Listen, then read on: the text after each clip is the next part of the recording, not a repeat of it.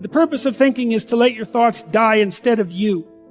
It's a brilliant notion. And so the idea is something like, you can conjure up a representation of yourself. You can conjure up a variety of potential representations of yourself in the future. You can lay out how those future representations of yourself are likely to prevail or fail. You can cull the potential yous in the future that will fail, and then you can embody the ones that will succeed. You do that while simultaneously conjuring up a representation of your current state and determining for yourself, because of your undue suffering, which elements of your pathetic being need to be given up so that you can move forward into that future. And the goal, what is it that you're aiming at with that work and that sacrifice? That's the ultimate question. What is it that you're trying to do? Well, you're trying to improve the future. We believe that the future can be improved. We believe that it can be improved as a consequence of our sacrificial work. And so, once again, what are the limitations? What are the limits to that? What are the necessary limits to that? I would say we don't know. We conjured up this remarkable idea. The future exists. We can see it even though it's only potential. We can adjust our behavior in the present in order to maximize our probability of success in the future. How best to do that? Well, the idea is something like, don't hesitate to offer the ultimate sacrifice. If you want the future to turn out ultimately well, what is it that you could contract for, let's say, if you were willing to give up everything about you that's weak and unworthy?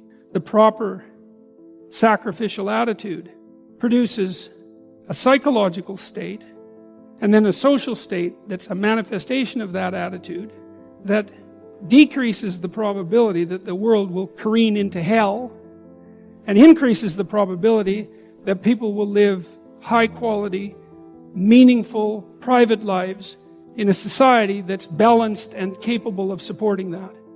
And none of that seems to me to be questionable, really. We all go through disappointments, setbacks, loss. Pain is a part of life. It's easy to get discouraged, even bitter. Think, why is this happening to me?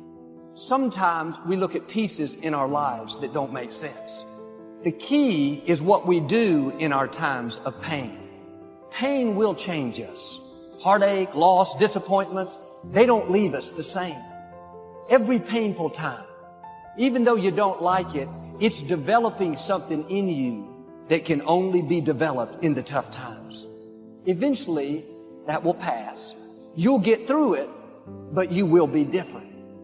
In those tough times, when you're uncomfortable, going through a loss, dealing with an illness, you could easily let it overwhelm you. Now, how the pain changes you is up to you.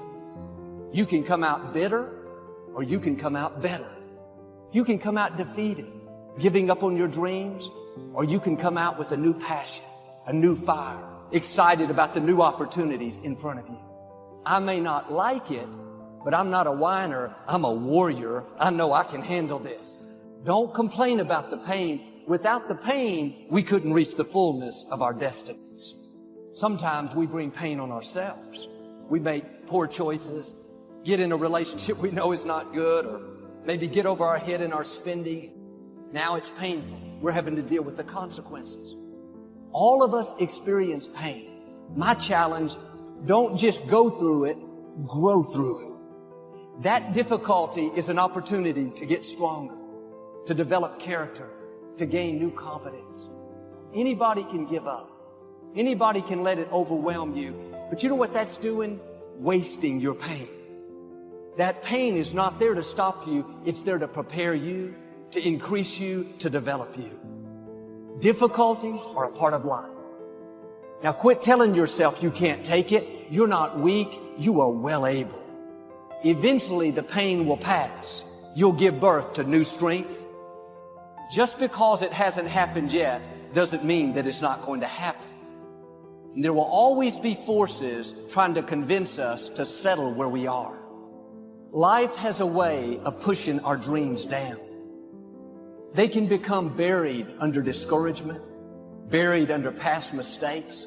There are dreams buried under divorce, buried under low self-esteem. It's easy to settle for mediocrity even though we have all this potential buried on the inside.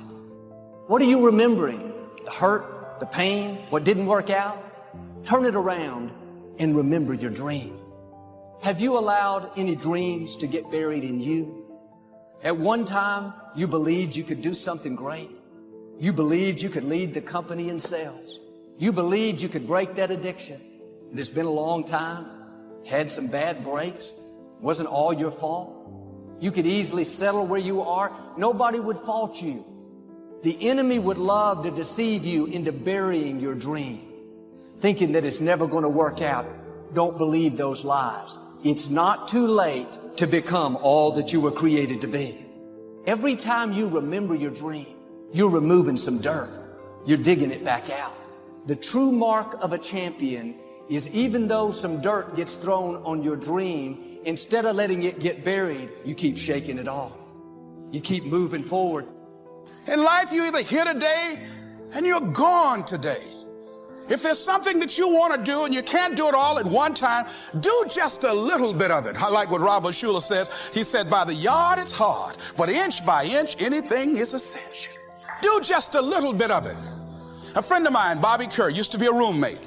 Bobby wanted to go into the area of public relations. He loved working with the public. Young lady he wanted to marry named Clarice. Bobby was a great procrastinator. Pretty soon the job where Bobby worked, they transferred him to another location. He went out to celebrate with the people on that new job site. And Bobby suffered a massive heart attack and died. Bobby didn't drink and didn't smoke, was under 40, and he died. Ask your question, how much time do you have left? How much time do you have left? When you start thinking about that, we don't know. We don't know. Bobby took all the greatness and all of the talent and all of his abilities to his grave with him. One of the things he could have put in parentheses under his name, he didn't use all his stuff. And most of us do that. Most of us don't use the stuff that we have brought into the universe. And we want to make a conscious, deliberate, determined effort to start living life with a sense of urgency and using what we've got. Using ourselves up, sharing what we brought into the universe to share. Because if we don't, nobody else will. Stop wasting valuable time. Knowing that if we begin to live our lives as if each day were our last, our lives will take on a whole new meaning. They take on a whole new expression. Valuing each moment that we are blessed with. The next thing that begins to nurture that hunger, honor yourself as your word. Don't give your word out lightly. When you throw your word out there and you don't honor it, it makes a statement about you. If you decide to maintain a sense of integrity with yourself, that if I speak it, I'm going to live it. It's who I am. And I'm going to be very cautious in how I give my word to others, and most of all with the commitments that I make to myself, because I want my life to reflect my words and honoring who I am and what I express. Another challenging area in terms of nurturing and developing that hunger in yourself is learning the art of becoming single-minded, learning how to concentrate, learning how to focus in. And you'll be surprised of the things that you're able to do. When you learn how to block things out, when you learn how to keep thine eyes single, you'll be surprised of the ideas that will come to you, of the people that you'll be able to attract, of the opportunities that you'll be able to see. You'll begin to see things that have been standing there looking you in the face, saying, I can't believe this has been here all this time. Here's a habit that I do. Maybe it might be of some value to you. I get up in the morning and I start writing what great ideas that I can think of today